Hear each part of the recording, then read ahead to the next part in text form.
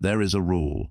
It is older than banks, older than paper money, older than stock markets and interest rates and financial systems as you know them today. It existed before the printing press, before coins were minted, before economies had names. And yet, right now, today, in the world you live in, this rule still operates, quietly, consistently, with the same precision it always has. The people who understand it tend to accumulate wealth slowly, steadily, and with a kind of calm that others find difficult to explain. The people who don't understand it tend to stay in place. They earn, they spend, they work harder, they earn more. And somehow, despite all of that effort, they end up in roughly the same position they started. Not because they are less intelligent, not because the system is designed against them, though there are real structural forces worth understanding, but largely because they were never taught the rule. And so they operate without it. They navigate one of the most complex systems in human existence, the economic world, without knowing the foundational principle that makes it work. That is what this audiobook is about. Not tactics, not shortcuts, not the latest investment trend or the fastest way to make money online. This is about something older, something quieter, something that, once you understand it, changes the way you see nearly every financial decision you make. You have probably heard fragments of it before, pieces of wisdom passed down through generations, advice from grandparents who lived through harder times, proverbs from cultures that once built towering civilizations, ideas that seemed simple on the surface but carried enormous depth underneath.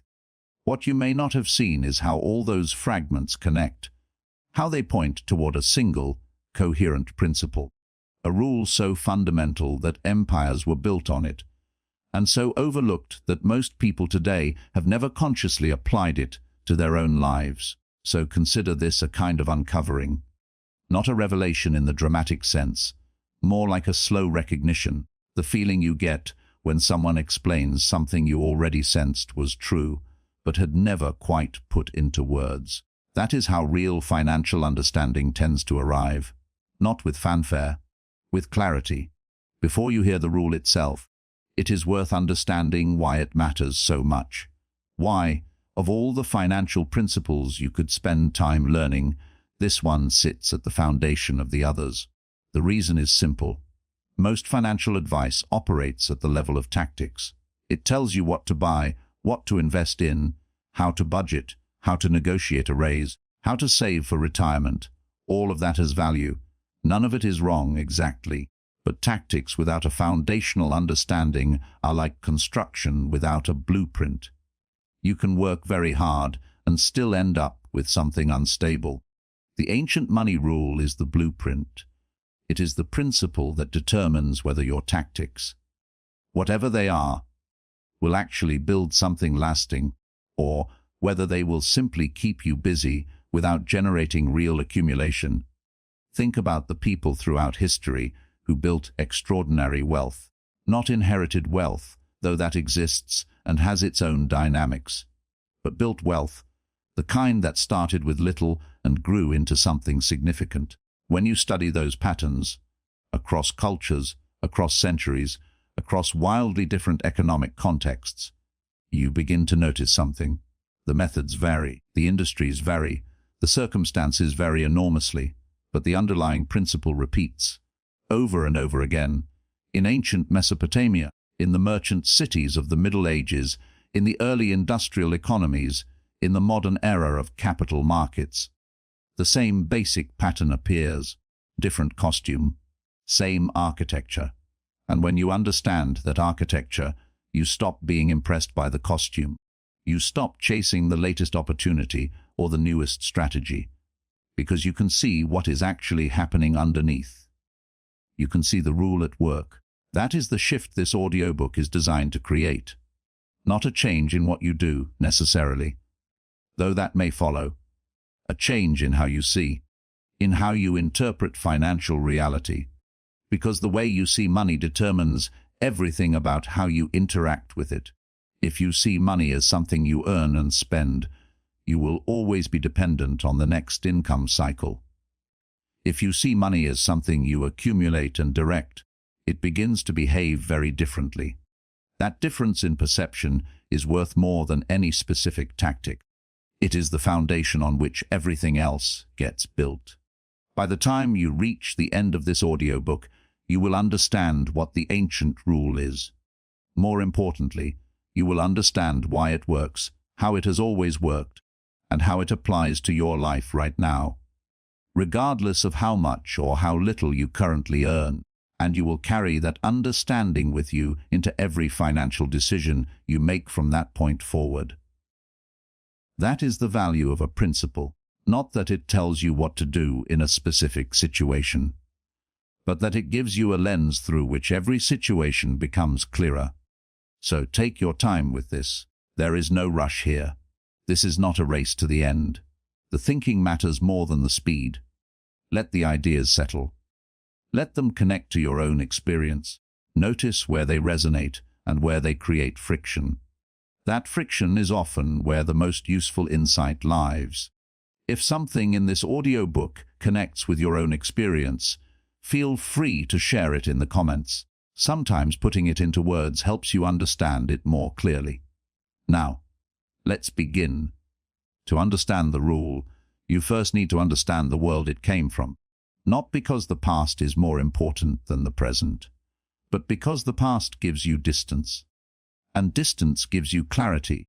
When you study financial patterns from 500 or 1,000 years ago, you are not emotionally involved. You are not defending your own choices or rationalizing your own behavior. You are simply observing. And in that observation, certain things become very obvious. Things that are much harder to see when you are living inside them. So let's go back. Not to any single historical moment, but to a pattern that repeated across many of them, in almost every civilization that left a significant economic record. Wealth concentrated around a common set of behaviors, not around the most intelligent people, not around the most educated people, not even always around the most ambitious people. Wealth concentrated around people and institutions that shared one defining characteristic. They controlled resources and chose what to do with them carefully. That is the core of it. Stated plainly, in ancient Mesopotamia, one of the earliest civilizations we have detailed records of, the temples functioned as economic centers. They collected grain. They stored it. They distributed it strategically. They loaned it with conditions. And through this control of a basic resource, they accumulated influence, security, and surplus that extended far beyond their immediate community. They were not simply consuming what came in. They were managing it, directing it, using today's resources to create tomorrow's position. The grain was the vehicle. Control was the principle. Move forward several centuries to ancient Rome. The families that maintained wealth across generations, through wars, political upheaval, and dramatic social change, shared a common practice. They reinvested into land, into infrastructure, into trade routes and productive assets. They did not simply accumulate and sit on wealth.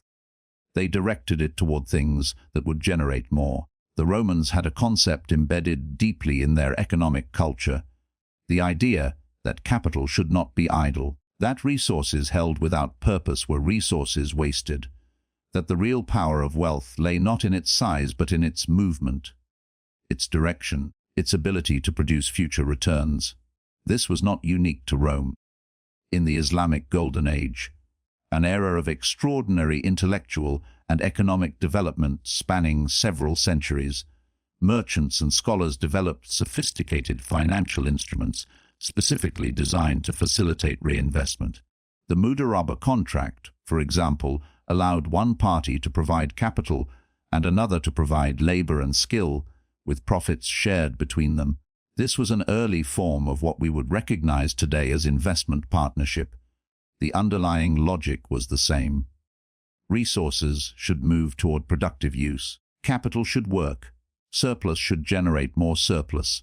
In medieval Venice, the merchant families that rose to extraordinary prominence, families whose names still echo through history, operated on a similar principle.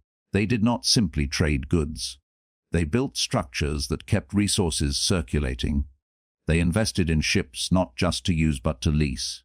They created holding arrangements that allowed capital to flow through multiple ventures simultaneously. They understood something that most people around them did not fully grasp.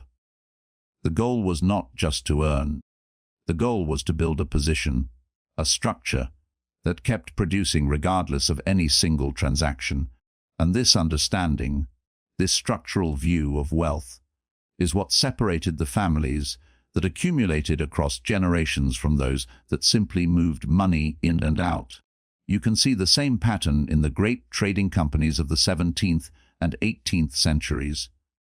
The Dutch East India Company, for all its moral complexity, was a masterclass in the structural accumulation of capital.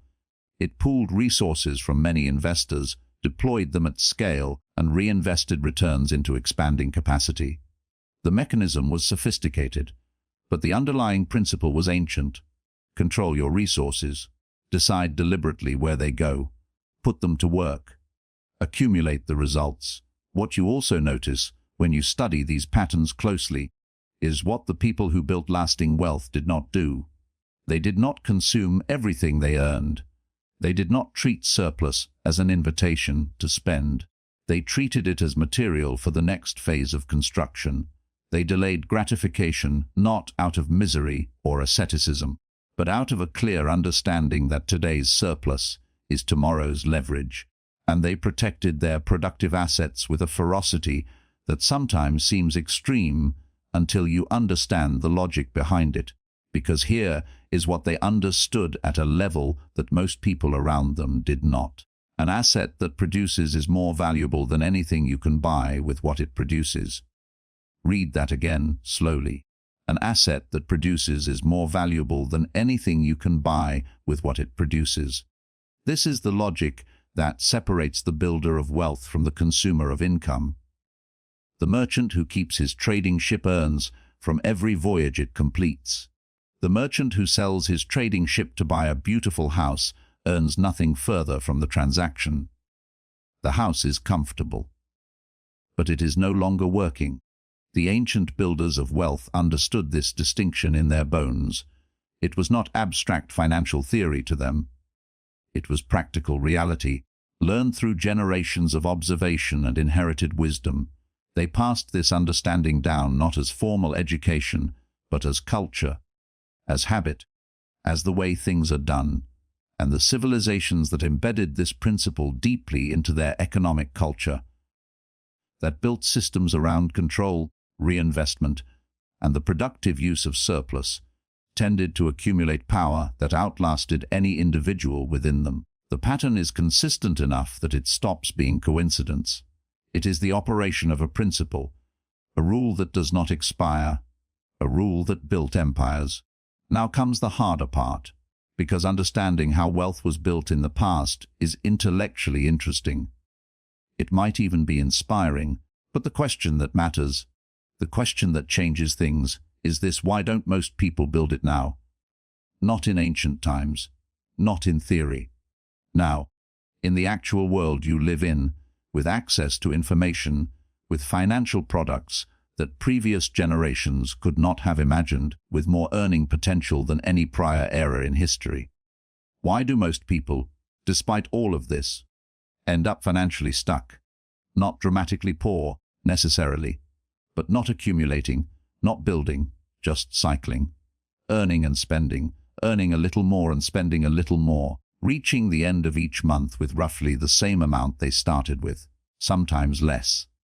The answer is not simple, but it has a core, and that core is this: most people are consuming rather than controlling, not because they are lazy, not because they don't care about their financial futures, but because consumption is the default setting of modern economic life.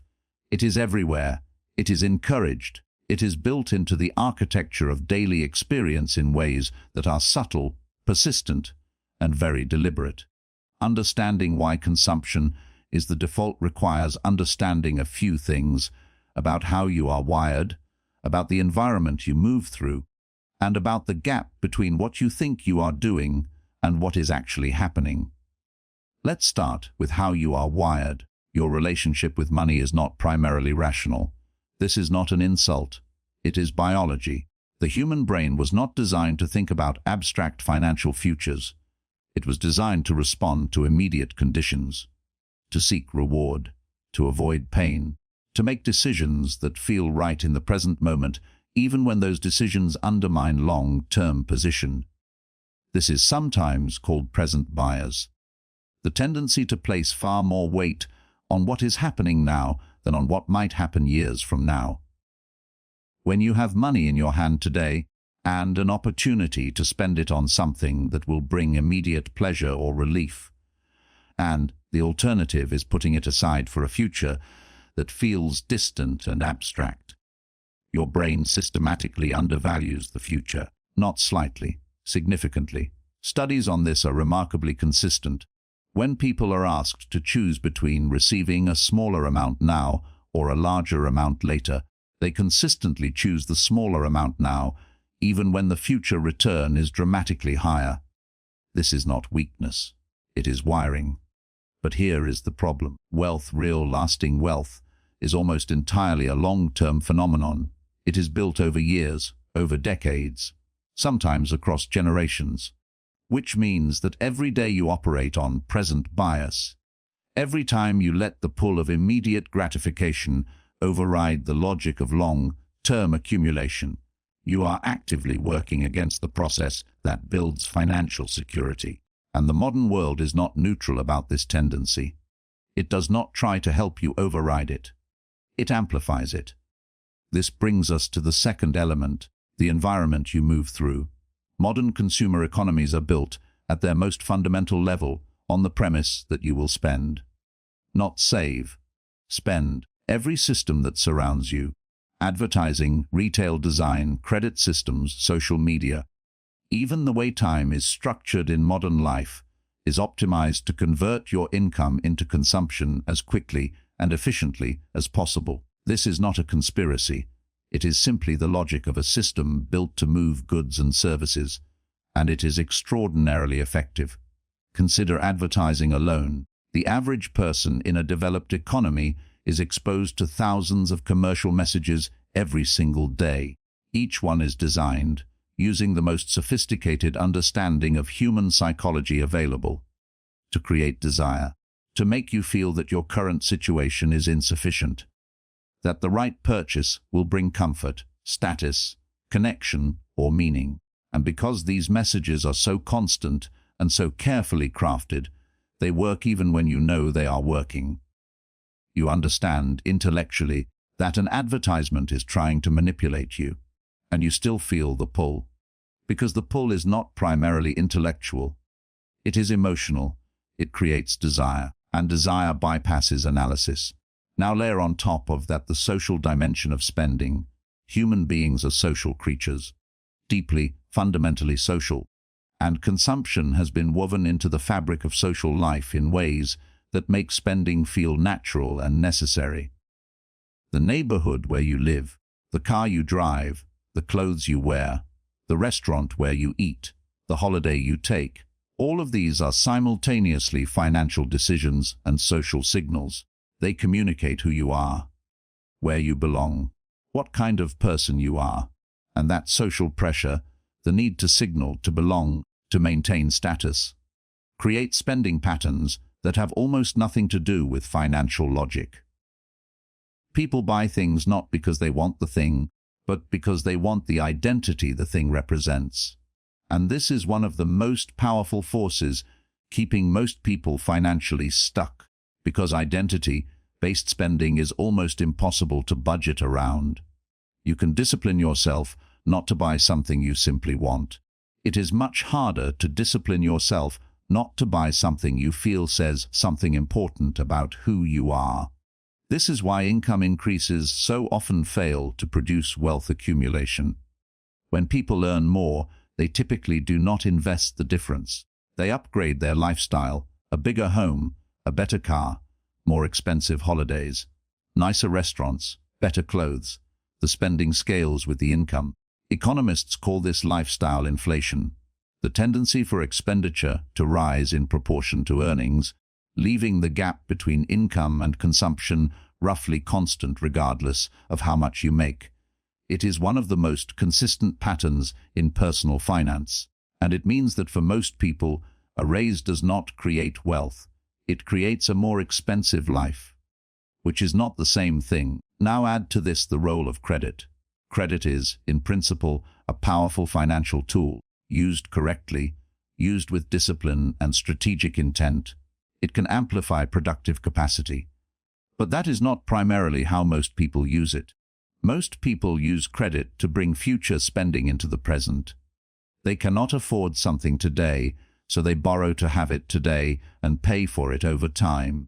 And because credit is so readily available, because lenders actively compete to extend it, the threshold for this kind of consumption borrowing has dropped dramatically. What this means practically is that most people are not just consuming their current income. They are consuming future income. They are spending money they have not yet earned, and when they earn it, a portion of it goes immediately to service the debt created by past consumption, which leaves less available for accumulation, which sometimes creates the need for more credit. The cycle feeds on itself, and here is what makes this particularly difficult to escape. It does not feel like a trap, it feels normal. Because everyone around you is doing it. Because the system is designed to make it feel normal. Because comfort is comfortable and discomfort is not. There is also a psychological dimension to this that goes deeper than conscious choice. Most people do not have a clear, vivid, emotionally compelling vision of their financial future. They know, in a general way, that they should save, that they should invest, that they should be more careful with money. But that knowledge sits in the abstract, while the desire for immediate comfort and connection sits in the present, feeling real and urgent, vague future versus vivid present. The vivid present wins almost every time. This is why the advice, just save more, is so rarely effective on its own. It addresses the behavior without addressing the framework. It tells you what to do without changing how you see. And without a different way of seeing, the old behavior reasserts itself because the conditions that produced it have not changed. There is also something important to understand about the relationship between most people and financial systems. Most people are participants in the economy as consumers. They earn wages or salaries, and those earnings flow almost entirely back into the economy as consumption. The rent they pay goes to someone who owns the property. The interest they pay on debt goes to someone who owns financial instruments. The money they spend on goods and services goes ultimately to someone who owns the business producing those goods and services. This is not inherently unjust. It is simply the structure. But what it means is that most people, for most of their financial lives, are on the spending side of the equation rather than the owning side. And the owning side is where accumulation happens. Owners accumulate. Consumers circulate. This distinction, this fundamental asymmetry, is at the heart of why most people never build wealth despite a lifetime of work. It is not about how hard they work. Owners and consumers often work equally hard. It is about which side of the transaction they occupy, and changing sides requires understanding a principle that most people were never taught. The principle of control. The understanding that wealth is not built by earning more. It is built by keeping more, directing more, multiplying what you keep. And that is the ancient money rule. You have been building toward this. And the fact that you have arrived here through context and history rather than a shortcut matters, because understanding where this rule comes from, why it works, what it is responding to, what it prevents, is part of what makes it genuinely useful. A rule without context is just an instruction. You follow it until it becomes inconvenient, and then you stop. A rule with deep context becomes a principle. You carry it into every situation because you understand it from the inside. So now, here is the ancient money rule. Control, keep, and reinvest your resources consistently over time. That is it. Read it again. Control, keep and reinvest your resources consistently over time. 5 words that could fit on a single line. A principle so simple it sounds almost obvious, and yet the vast majority of people, intelligent, capable, hard-working people, do not actually operate by this rule. Not consistently, not with full understanding of what it means and why it matters, because simple is not the same as easy, and obvious is not the same as understood. Let's take this rule apart carefully, not to complicate it, but to make sure you understand every dimension of what it actually asks of you. The first word is control. Control is the foundation of everything else that follows. You cannot keep what you do not control. You cannot reinvest what you cannot keep. Every subsequent step in this rule depends on having actual, concrete control over your financial resources. And here is what most people miss about control. It is not primarily about the amount of money you have. It is about the relationship you have with the money you have. You can have a high income and very little control. You can have a modest income and remarkable control. Control is a practice, not a function of earning. To control your money means to be the conscious decision maker about where it goes, not the reactive spender, not the person who spends what remains after everything else has claimed its share, but the active director of resources, deciding deliberately and with intention how each portion is deployed. Most people are not in this position with their money. Money arrives as a salary, as a fee, as income of any kind, and it immediately begins to leave, to rent, to groceries, to subscriptions, to entertainment, to debt repayment, to the 10,000 small expenditures that make up a modern life. By the time any conscious decision is made, most of the money is already gone. This is the opposite of control. This is money controlling you. The reversal of this pattern, the movement from being controlled by money to controlling it, is the first and most important shift the ancient rule asks you to make. It is not glamorous. It does not feel like wealth building. It feels like accounting. But it is the foundation, because without control, everything else is theoretical. Now let's look at the second element, keep. To keep money sounds obvious. Of course you should keep money, but in practice, in the environment described earlier, with its constant pressure to consume, its credit systems, its social expectations, its advertising architecture, keeping money is a deliberate, active, ongoing act of resistance. Keeping is not hoarding. Hoarding is accumulation without purpose. It creates security, perhaps, but it does not build.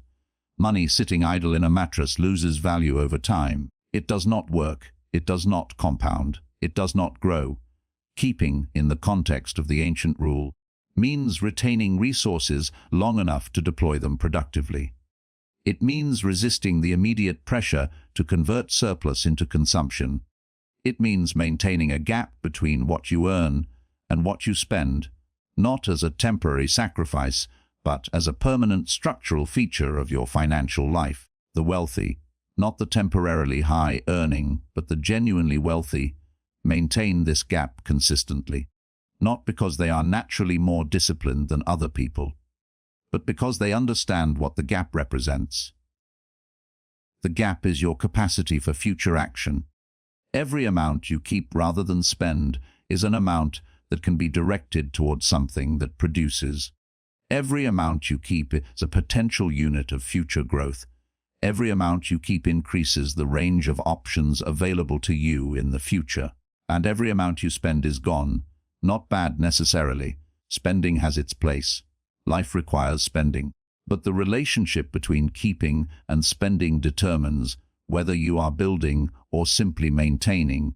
The ancient builders of wealth had an instinctive understanding of this. In cultures where resources were scarce and uncertainty was constant, keeping, genuine, disciplined keeping, was not just financial strategy. It was survival. The farmer who ate all of his grain in winter had nothing to plant in spring. The merchant who spent all of his profits on comfort had nothing to trade with next season. The kingdom that consumed all of its tribute had nothing to fund its defense. Keeping was the precondition for continuation, and while the consequences of failing to keep are less immediately dramatic in modern life, there is no winter famine, no empty trading chest. The structural logic is identical. What you keep today is what you can use tomorrow. Now the third element, reinvest. This is where the rule moves from defensive to generative. Control and keeping protect what you have. Reinvestment is what turns what you have into something more. Reinvestment is the act of taking the resources you have kept and deploying them toward things that produce future returns. In its most direct form, this means financial investment, buying assets that pay you, in dividends, in rental income, in appreciation, in interest, in the returns of a business. But reinvestment is broader than that. It includes investing in skills that increase your productive capacity. It includes investing in relationships and networks that expand your access to opportunity. It includes investing in health, because your capacity to earn and build depends on your physical and mental functioning. It includes investing in knowledge, because understanding creates better decisions, and better decisions compound over time, just as financial capital does. The ancient rule was not narrow. The civilizations that operated by it did not think about reinvestment only in financial terms. They reinvested in infrastructure, in education, in military capacity, in trade relationships, in everything that extended their productive capability into the future. The underlying logic was always the same. Take what you have, use it to build capacity, and let that capacity generate the next layer of return. This is the engine of compounding, and compounding, the phenomenon of returns generating further returns, which generate further returns, over and over across time, is the most powerful force available to any wealth builder. Albert Einstein reportedly called compound interest the eighth wonder of the world. Whether he said it exactly that way or not, the observation is accurate. Compounding is remarkable. It is counterintuitive.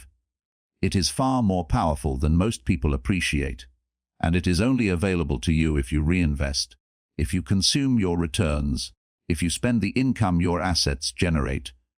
You have income but not growth. You have a tap but not a reservoir. Reinvestment is what turns a tap into a reservoir, and a reservoir into an expanding system. Now the final element, consistently over time. This is perhaps the most underestimated part of the rule, because consistency across time is where the actual power lies. Any single application of the rule, controlling your money for a week, keeping a surplus for a month, reinvesting once, produces almost nothing measurable. What produces transformational results is the relentless, undramatic, consistent application of the rule across years and decades. This is deeply counterintuitive in a culture obsessed with immediacy. We are surrounded by narratives of rapid transformation. The overnight success story, the viral business, the investment that returned 10 times in a year. These stories exist, and they are real. But they are not the pattern. The pattern, the reliable, repeatable pattern, is slow compounding over a long time. The ancient empires did not rise overnight. The merchant families of Venice did not accumulate their positions in a season. They built steadily, year after year, decade after decade, reinvesting surplus, extending control, adding layer after layer to a position that grew more powerful with each passing cycle. And this is available to you, not as abstract inspiration, as practical reality. The rule does not ask you to earn more, though greater earnings accelerate the process. The rule does not ask you to take dramatic risks, though calculated risk has its place. The rule asks you to do something far simpler and far harder than either of those things. It asks you to change your relationship with money permanently, to move from consumer to controller, from spender to keeper, from earner to reinvestor, and to do this not occasionally when motivation is high, but consistently, as a structural feature of how you operate financially, woven into the habits and decisions of daily life. That shift, from transaction to system, from event to process, is what the ancient money rule is actually asking for, and it is what every pattern of lasting wealth across every era and every culture reflects. Not luck, not brilliance, not being in the right place at the right time. Control, keep, reinvest, consistently, over time. That is the rule. And now that you understand it fully, with its context and its logic, you can begin to see it everywhere. In the patterns of history you have already encountered, in the financial dynamics of your own life, and most importantly, in the choices that lie ahead. Let's stay with reinvestment for a while, because of the three elements of the rule: control, keep, reinvest. Reinvestment is the one that most people understand least and appreciate least. Control feels important, keeping feels prudent, but reinvestment is where the real architecture of wealth gets built. And it works through a mechanism that, when you truly grasp it, changes the way you think about time itself. That mechanism is compounding. You have probably heard the word. You may have a general sense of what it means. But there is a difference between knowing the concept and actually feeling its implications. Actually understanding in your gut what compounding does over extended periods of time. So let's build that understanding from the ground up. Start with a simple image. Imagine you have a small pool of water, and once a day, this pool produces a small additional amount of water, let's say 10% of whatever is currently in the pool. On day 1, if the pool contains 1 unit, it produces 1/10 of a unit, and you add that to the pool. Now you have 1.1 units. On day 2, you produce 10% of 1.1.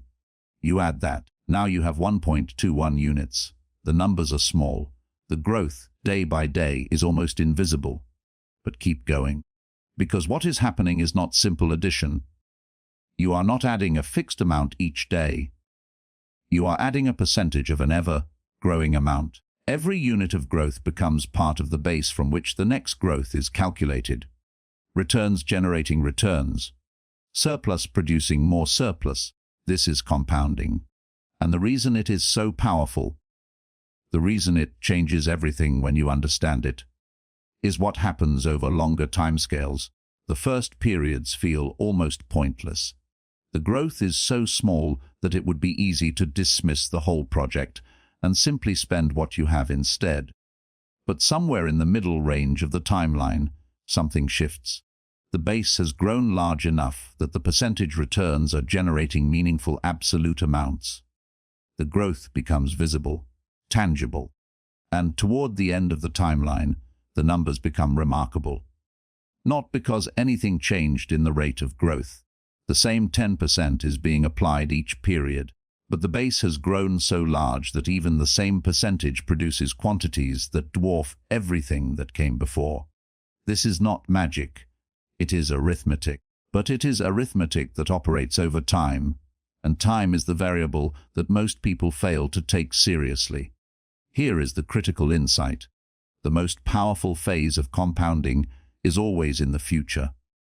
The wealth built in year 20 is not just a little more than the wealth built in year 10. It is dramatically, disproportionately more, because by year 20, you are applying your rate of return to a base that includes everything accumulated across all 19 prior years. This means that every year you delay reinvestment, every period in which you consume returns rather than reinvesting them, you are not just missing 1 year of growth. You are missing that year's contribution to every subsequent year of growth. You are shortening the compounding timeline, and the compounding timeline is the engine. This is why the ancient wealth builders who operated over generational timescales accumulated such extraordinary positions. They were not necessarily smarter or better investors than anyone else, but they were operating the engine for longer timelines, more compounding cycles, exponentially greater results. Now apply this to your own situation. Every time you keep money rather than spend it, you extend the potential compounding timeline for that resource. Every time you reinvest returns rather than consuming them, you add to the base that generates all future returns. Every time you delay consuming an asset in favor of letting it continue to produce, you are adding more cycles to the machine.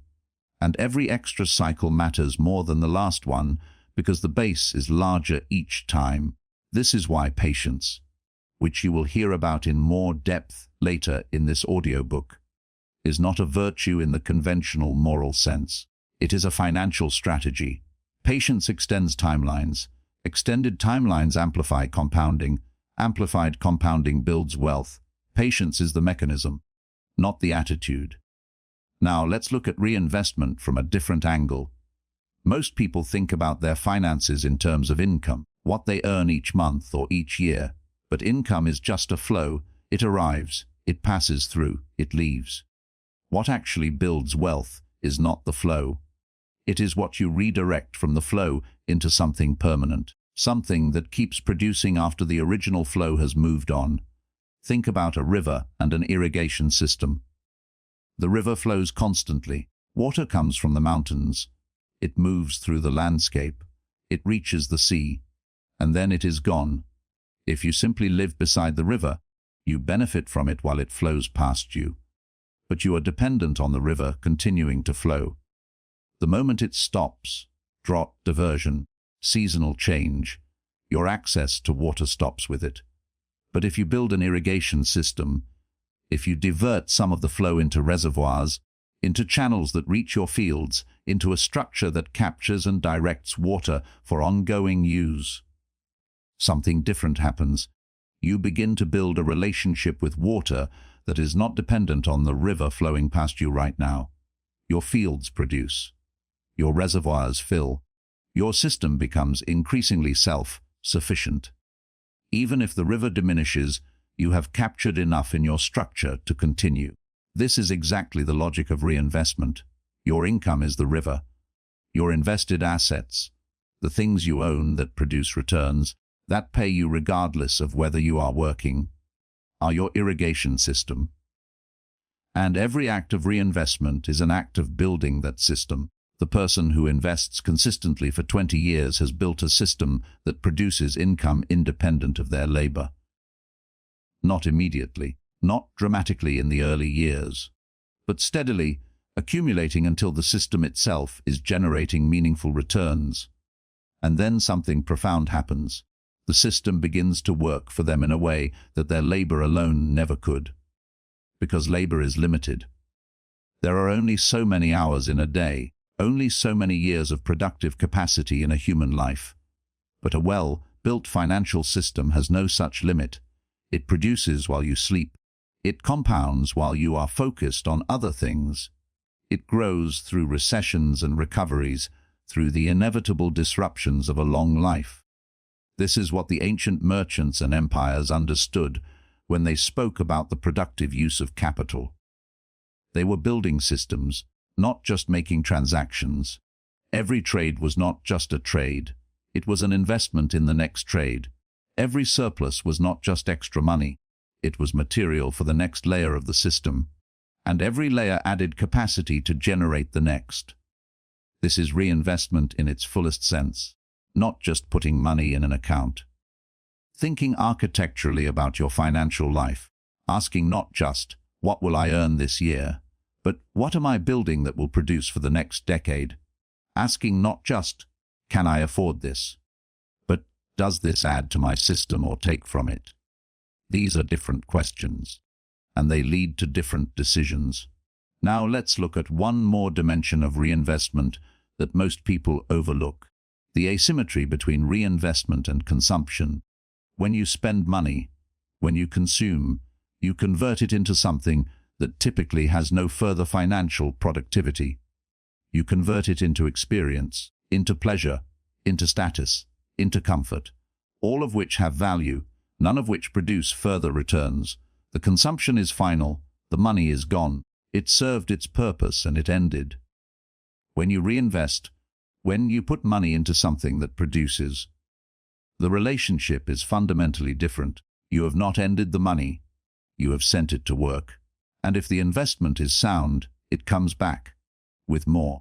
This asymmetry is not about denying yourself enjoyment. It is about understanding that not all users of money are structurally equivalent. Consumption ends the cycle, reinvestment continues it, and the wealth builder's skill, refined through understanding and practice, is knowing the right balance. How much to consume, how much to keep, how much to reinvest, in what proportions, across what time frames, toward what ends. This is not a formula. It does not resolve to a single number, but it is a way of thinking, a lens, the reinvestment lens, through which every financial decision is seen not just in terms of what it gives you now, but what it does, or does not do, for your ongoing capacity to produce and compound. The ancient empires had this lens. The merchant families had this lens. The individuals who build genuine wealth in the modern world have this lens. And now, through understanding the rule, so do you. If you recognize yourself in parts of this, you are not alone. You can share your thoughts in the comments if you want to. There is a tension at the heart of the ancient rule, and it is worth naming it directly, because pretending it does not exist does not make it go away. The tension is this: you live in the present. You have desires and needs and pleasures and connections that exist now, not in some distant financial future. And the rule is asking you to consistently trade some of those present experiences for future accumulation. That is a real trade-off. It involves real cost. The question is not whether it costs you something. It clearly does. The question is what it costs and whether you understand what you are getting in return. Most people who operate as pure consumers are not making a deliberate choice. They are not weighing present enjoyment against future security and deciding consciously that they prefer the present. They are simply responding to the environment, to the defaults, to the pull of the immediate. If they were asked to make a fully conscious choice, if they could genuinely weigh a comfortable and pleasant present against a position of genuine financial freedom in the future, many of them would make different decisions. But the system is not set up to encourage that comparison. The system is set up to make the present feel urgent and the future feel abstract. And so most people drift into consumption patterns not through considered decision, but through the absence of considered decision. This is the first thing to understand about control versus consumption. Control is not the denial of pleasure. It is the introduction of consciousness into what was previously an unconscious process. When you control your money, when you become the deliberate director of where it goes, you are not necessarily spending less in absolute terms. You may well spend the same amount, but you are deciding, you are choosing, you are exercising agency over something that was previously exercising agency over you. And that shift from reactive to deliberate is the foundation of financial control. Now let's look at what consumption actually costs. Not in moral terms, in structural terms. Every amount consumed is an amount that could have been reinvested. That is the direct cost. But the real cost is larger because of compounding. Every amount consumed is not just that amount gone. It is that amount plus every compounding cycle that amount would have completed over the lifetime of your wealth building period. The $10 spent at 20 is not just $10. It is $10, and whatever those $10 would have become over the next 40 years of compounding. This does not mean you should not spend $10. It means you should understand what you are trading. Every act of consumption is a trade. You are exchanging future capacity for present experience. Sometimes the trade is worth it. Often it is. A meal with someone you love. An experience that changes how you see the world. Healthcare that maintains your ability to function. These are not wasteful consumptions. They are investments in the qualities that make a life worth living. But the snack bought out of habit that you barely noticed consuming. The subscription that has been quietly billing you for 18 months that you never use. The upgrade you chose because it signaled something to others rather than because you wanted or needed it. These are consumptions that cost future capacity without delivering present value in proportion. The discipline of control is not about eliminating consumption. It is about making consumption conscious, about ensuring that what you spend genuinely delivers value in proportion to what it costs you, not just today, but in terms of what you are trading from your future. This is the kind of thinking that separates the person building wealth from the person simply moving money through their hands. One is deliberate. The other is automatic. One chooses. The other drifts. Now let's look at ownership as the alternative frame. There is a way of seeing the world that is enormously clarifying when it comes to money. Everything you can spend money on falls into roughly one of two categories: things that take money from you over time, and things that bring money to you over time. The first category includes most consumer goods. Cars that depreciate, technology that becomes obsolete, fashion that changes, food, entertainment, subscriptions. Most of what you buy in ordinary life falls here. You pay for it. You benefit from it while you have it. But it does not produce anything further for you. The second category includes assets in the economic sense: property that generates rental income, businesses that produce profit, financial instruments that pay dividends or interest or appreciate in value, skills that increase your earning capacity, systems that generate returns. The wealth builder is, over time, systematically shifting their financial resources from the first category toward the second. Not abandoning the first. Life requires the first, but ensuring that an increasing portion of what they earn and keep flows toward things that produce rather than things that simply consume. This is sometimes described as the difference between liabilities and assets. A liability is something you own that costs you money on an ongoing basis. An asset is something you own that makes you money on an ongoing basis. Your goal, as a wealth builder, is to increase assets and minimize liabilities. This sounds obvious, and in principle it is. But in practice, the cultural narrative around wealth is almost entirely focused on the liability side. The large home, the luxury car, the expensive wardrobe, the exotic holiday. These are the symbols of wealth in most cultural contexts, and yet most of them are liabilities. They cost money to maintain. They depreciate over time. They produce nothing.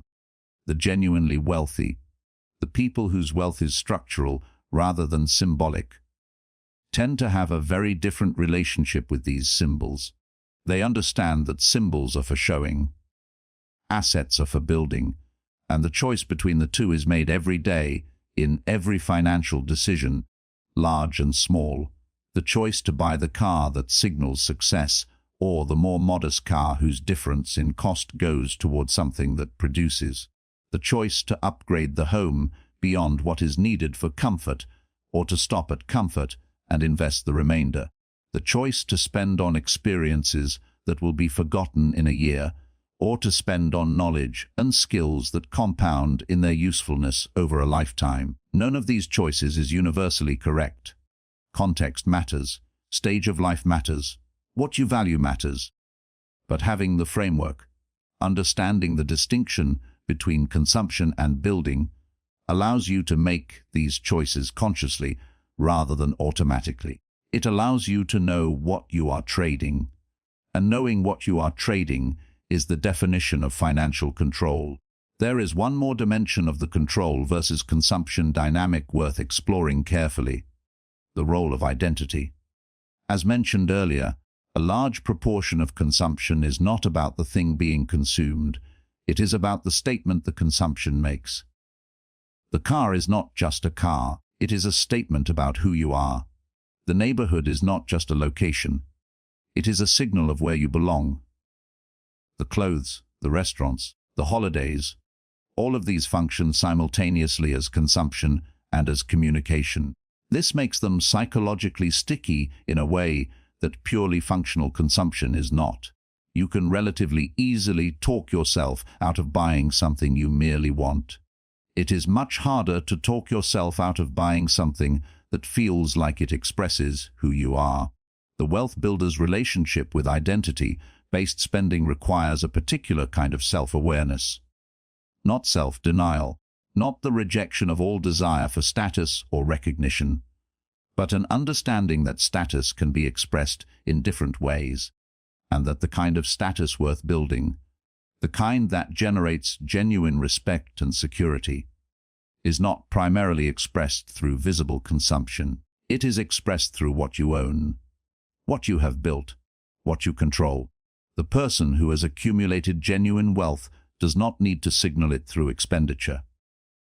The wealth itself is the signal, even if no one else can see it. And the shift from external to internal validation, from spending to signal, to building to build, is one of the most liberating financial transitions available to you.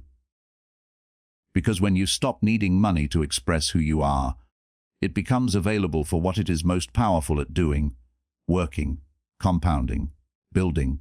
Of all the elements that the ancient rule demands, patience is the one that most consistently separates those who build wealth from those who do not.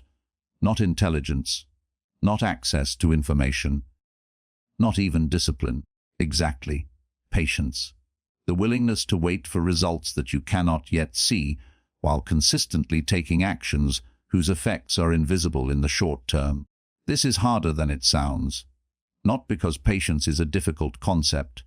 Everyone understands it in the abstract, but because the financial world, and the culture around it, is aggressively impatient. It is built on the premise that results should be visible quickly, that if something is working, you should be able to see it working within a reasonable time frame. And this expectation, applied to wealth building, is almost exactly backward. Real wealth building is, for its most significant early phases, essentially invisible. The person who has been consistently controlling, keeping, and reinvesting for 5 years may not look significantly different from a purely external perspective than they did when they started. The person who has been doing it for 20 years looks very different indeed. But between year 1 and year 20, the results are often not visible, not impressive, not dramatic, not the kind of thing that makes for a compelling story. This gap between action and visible result is where most people abandon the process. They do the right things for a while. They keep money. They invest consistently. They resist the pull of immediate consumption. And when the result does not appear, when the account balance does not look dramatically different, when their financial life does not feel transformed, they conclude that the process is not working, and they stop. But here is the crucial thing: the process was working. They simply stopped before the results became visible. This is the tragedy of impatience in wealth building. It is almost always abandonment just before the compounding begins to show. The earliest phases of any compounding process are the slowest. The returns are smallest. The base is smallest. The percentage adds the least in absolute terms. If you judge the process by its early results, it will always look inadequate. But compounding does not care about your judgment. It continues to operate on its own logic, and the moment the base grows large enough that the returns are meaningfully visible, the process begins to feel different. More real, more motivating. Those who stay patient long enough to reach that point almost never turn back, because they can see the engine running. But those who left before that point, who judged the process by its early, slow phase and found it wanting, missed everything that followed. This dynamic plays out across financial timescales in a way that is almost impossible to fully appreciate without lived experience. But you can begin to feel it intellectually by understanding the nature of exponential growth. Early exponential growth is flat. It barely moves. It looks like nothing. Middle exponential growth begins to rise. It becomes noticeable. Late exponential growth becomes dramatic. The curve steepens. The numbers become remarkable. The early phase and the late phase are the same process. The same rule applying, cycle after cycle. But they look completely different. And the only thing that gets you to the late phase is surviving the early phase. Surviving here means staying patient, staying consistent, not abandoning the process because the early results are underwhelming. This is where the ancient money rule most severely tests those who try to operate by it. It is easy to believe in the rule when you can see it working dramatically. It is hard to believe in the rule when you are in year 3 of consistent reinvestment and your financial position has improved modestly but not spectacularly. But belief is not what you need. Understanding is what you need. Because understanding removes the dependence on visible results. When you truly understand why compounding works, when you grasp the mathematics of exponential growth at a level that feels real rather than theoretical, you stop needing to see dramatic early results. You know they are not coming yet, and you know that their absence is not evidence of failure. It is simply the nature of early compounding, the seed underground before the shoot appears, the foundation being poured before the building rises, the patient work that must be done before the results become visible. Long-term thinking extends beyond patience in the sense of waiting. It also involves a shift in how you define success. Short-term thinking defines success as how much did I make this year? How does my financial life look compared to last year? Am I visibly better off in ways that I and others can observe? Long-term thinking defines success differently. Am I consistently building the right conditions for future accumulation? Are my structural decisions, the things I control, the way I allocate surplus, the assets I am building, creating a trajectory that will matter in 10 or 20 years? These are different measures, and they often point in different directions.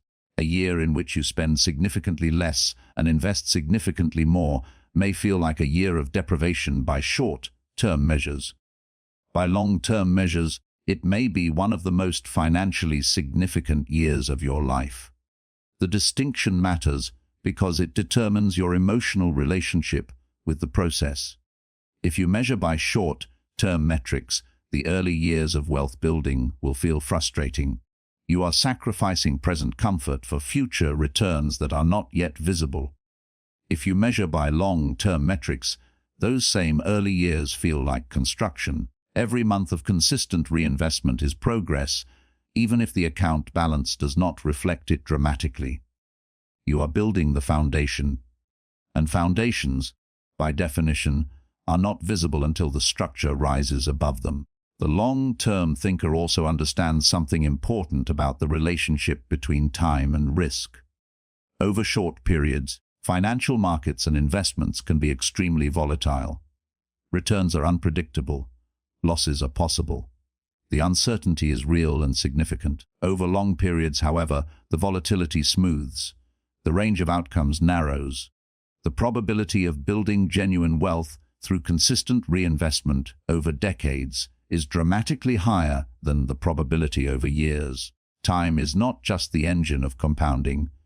It is also the primary risk management tool available to the long-term investor. The ancient wealth builders understood this intuitively. They were building across lifetimes, sometimes across generations. They were not asking, "What will this produce by next harvest?" They were asking, "What will this position look like in 20 years, in 50 years, in a century?" That timescale changes everything. It changes what you invest in. It changes how you respond to short-term setbacks. It changes your tolerance for the slow, invisible phase of early compounding. It changes, in the most fundamental sense, what you are doing with your financial life. Most people are managing their finances day to day, month to month. The ancient money rule asks you to add a different timescale, not instead of short-term management, but alongside it, to hold the long horizon in mind while navigating the immediate, to make today's decisions in the light of tomorrow's implications, and to have the patience, the informed, understanding patience, to let compounding do what only time can enable it to do. There is a word that rarely appears in personal finance discussions: power. Not in the dominating sense, not in the sense of power over others, but power in the fundamental sense, the capacity to act, to choose, to determine your own direction without being at the mercy of external forces. Financial power is the freedom that comes from having built enough of a structural position that your choices are genuinely yours, not constrained by immediate necessity, not dictated by the next paycheck or the next bill, not dependent on the continued approval of an employer or a lender or any other external party. The freedom to act from strength rather than need. This is what the ancient money rule builds, given sufficient time and consistency. Not just wealth in the narrow sense of accumulated money, but power, capacity, freedom, and understanding how small advantages, consistently maintained, accumulate into this kind of power is one of the most important things you can take from this audiobook. Because the process does not begin with large sums, it begins with small advantages, and small advantages, compounded over time, become something remarkable. Think about two people at the beginning of their working lives. Similar backgrounds, similar incomes, similar intelligence and capability.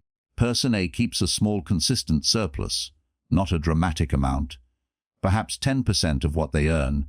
They invest it, modestly but consistently, in assets that produce returns. They resist lifestyle inflation when their income grows. They keep their gap, the distance between income and expenditure, roughly constant, which means that as they earn more, they invest more. Person B spends broadly in proportion to income. They enjoy their earnings. They upgrade their lifestyle when their salary increases. They have periods of saving, but not consistently. When something large comes up, a nicer car, a holiday, an upgrade to the home, the savings tend to disappear. At year 5, the difference between them is small, probably not visible in lifestyle terms. Person A's investment account is meaningful but not dramatic. At year 10, the difference is more apparent. Person A is beginning to experience the first meaningful returns of compounding. Their financial position is noticeably stronger. At year 20, the gap is substantial. Person A's system is producing meaningful passive income. Their options are genuinely different.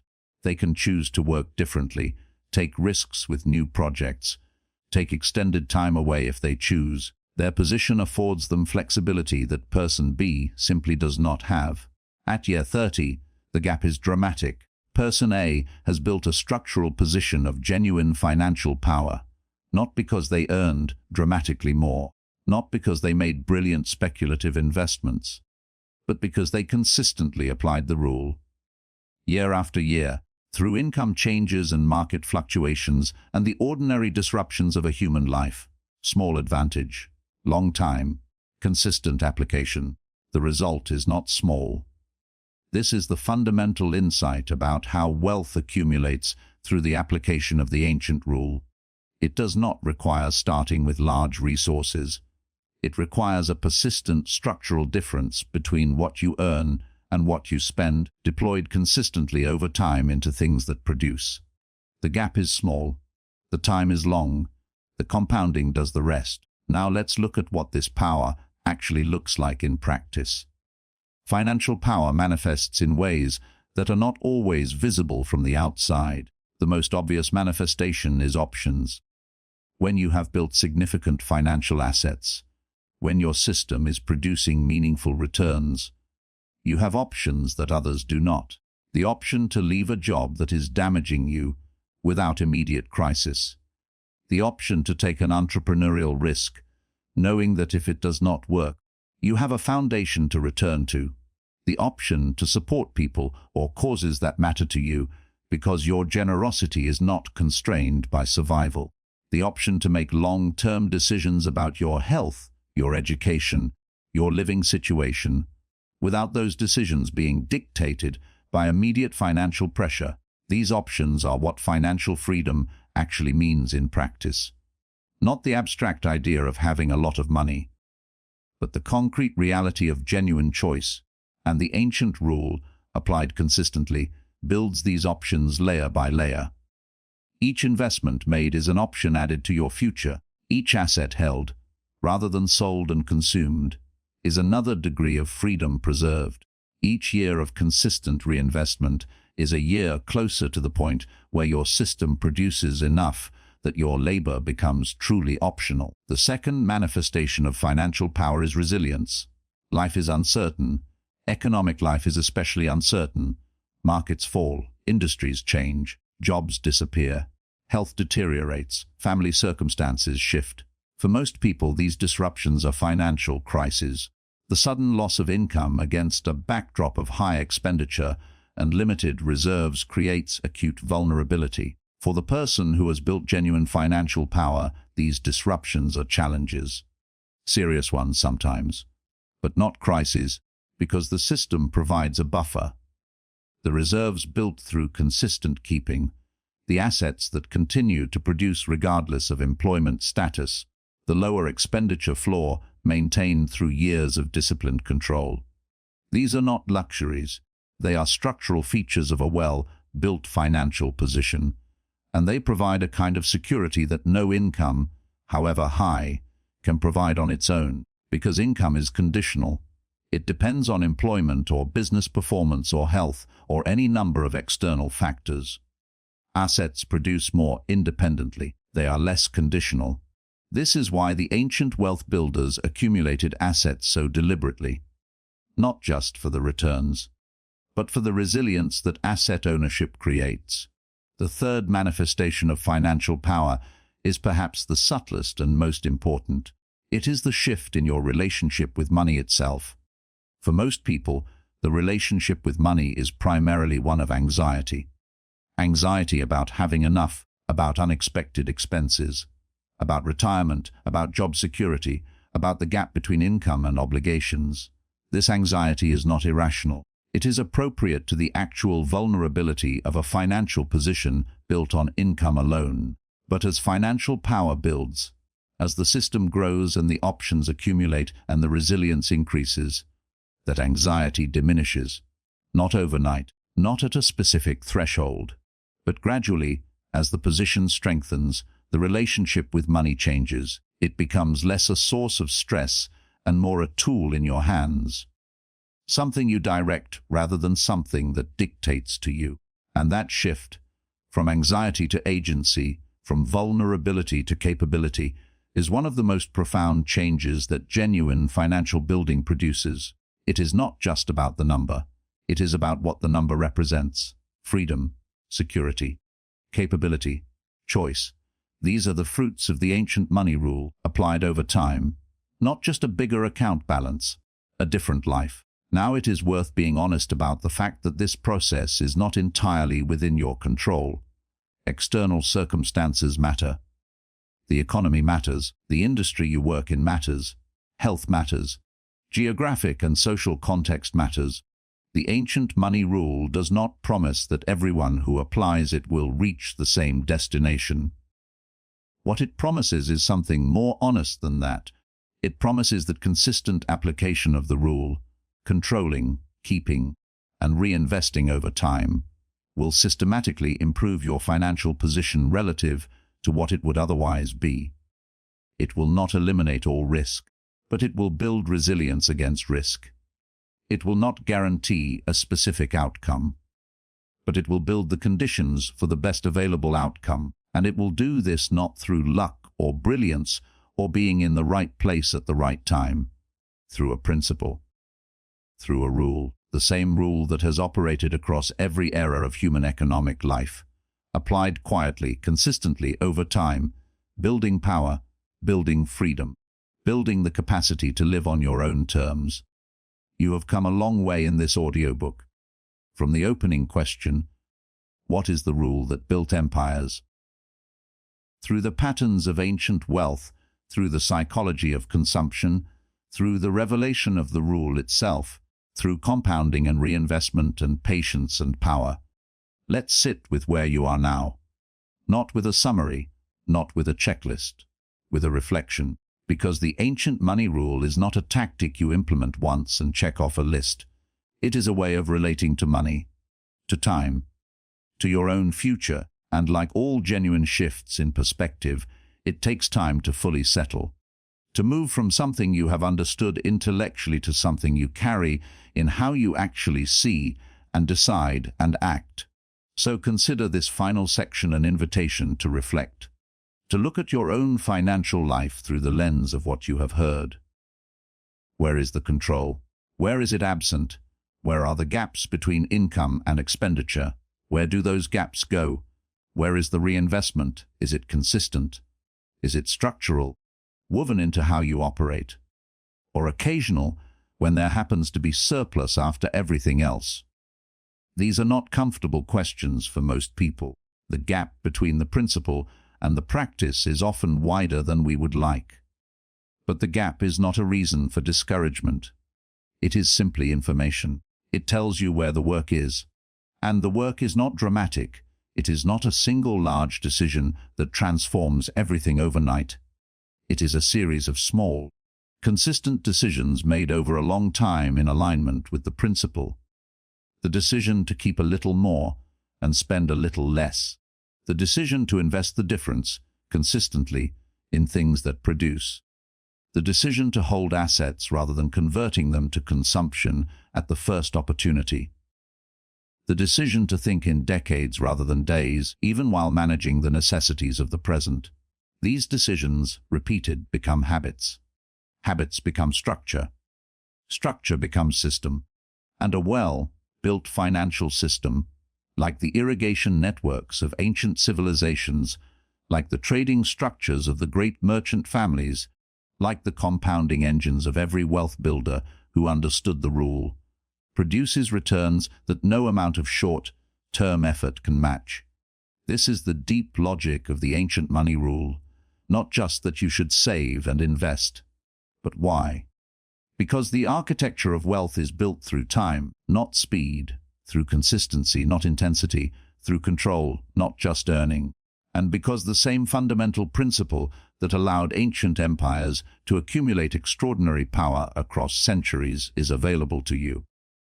Right now, in your own financial life, applied one decision at a time. The amounts do not have to be large. The decisions do not have to be dramatic. The process simply has to be real, and it simply has to continue. If you take one thing from this audiobook, let it be this. Wealth is not something you chase. It is something you build, quietly, through control.